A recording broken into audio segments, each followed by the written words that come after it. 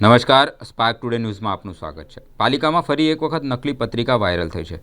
મેયરનું નિવેદન, આ મામલે પોલીસ ફરિયાદ કરવામાં આવશે। વડોદરા મહાનગરપાલિકાના કાર્યક્રમની ડુપ્લિકેટ પત્રિકા વાયરલ થતાં ચકચાર મચી જવા પામી છે, જે બાદ મેયર અને કમિશનર દ્વારા આ બાબતે તપાસ આરંભી પોલીસ ફરિયાદ કરવા સુધીની પણ કામગીરી કરવામાં આવી છે।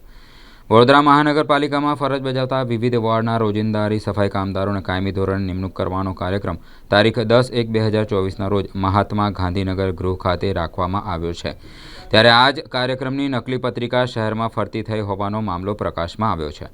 તારીખ 10ની જગ્યાએ 9 તારીખના કાર્યક્રમની આ પત્રિકા ફરતી થતાં ચકચાર મચી જવા પામી છે। આ મામલે તપાસ આરંભી પોલીસ ફરિયાદ કરવાની પણ કામગીરી આરંભી દેવાઈ છે। આ મામલે મેયર પિંકીબેન સોનીએ જણાવ્યું હતું કે સમગ્ર મામલે મ્યુનિસિપલ કમિશનરને જાણ કરવામાં આવી છે અને પાલિકા દ્વારા પોલીસ ફરિયાદ પણ કરવામાં આવશે। અત્રે ઉલ્લેખનીય છે કે થોડા સમય પહેલાં જ સફાઈ કર્મચારીઓની ભરતી પત્રિકા પાલિકામાં થઈ હતી। બોગસ પત્રિકા વાયરલ થતાં ભરતી થવા માટે લોકોના ધાડા કોર્પોરેશન પહોંચ્યા હતા। કોર્પોરેશન દ્વારા કાયદેસરની કાર્યવાહી કરવામાં આવી હતી, જે બાદ થોડા જ સમયમાં ફરી એકવાર આ પ્રકારની પત્રિકા બહાર ફરતી થતાં ચર્ચાનો વિષય બન્યો છે। બેન, સફાઈ સેવકોને કાયમી કરવાનો એક કાર્યક્રમ છે અને આ કાર્યક્રમ તારીખ બદલીને પત્રિકા વાયરલ થઈ ગઈ હોય તેવો એક બનાવ સામે આવ્યો છે, શું કહેશો? સફાઈ સેવકોમાં જે લોકો રોજમદારીમાં હતા એમને કાયમી કરવાના ઓર્ડર બજાવવાનો કાર્યક્રમનું આયોજન વડોદરા મહાનગરપાલિકા દ્વારા 10મી તારીખના રોજ ગાંધીનગર ગૃહ ખાતે સવારે 9:30 કલાકે આ કાર્યક્રમનું આયોજન કરવામાં આવ્યું હતું।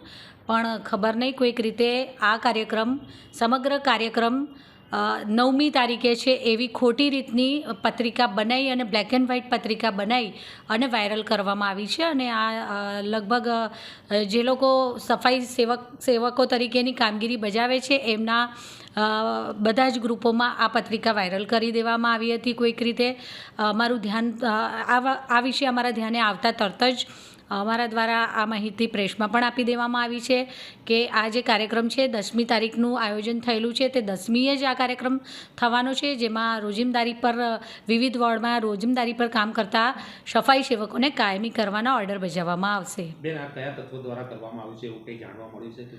ના, હજુ સુધી કશી માહિતી અમને મળી નથી, પરંતુ અમે એના માટેની પોલીસ કમ્પ્લેન પણ કરવાના છીએ, જેથી કરી અને આ ઇન્ટેન્સલી કરવામાં આવ્યું છે કે કેમ, અથવા તો કોઈકથી ભૂલથી આ વસ્તુ કોઈક તારીખ લખવામાં આમ તેમ ભૂલ થઈ છે કે શું છે, એ તેના મૂળ સુધી જઈ શકાય એના માટે અમે પોલીસ કમ્પ્લેન પણ કરી છે। અને આ કાર્યક્રમ 10મી તારીખના રોજ ગાંધીનગર ગૃહ ખાતે સવારે 9:30 કલાકે યથાવત જે અમારા દ્વારા નક્કી કરવામાં આવ્યો હતો એ પ્રમાણે અવારનવાર આવી રીતના વાયરલ થતું હોય છે, શું કહેશું સફાઈ કર્મીઓને લઈને?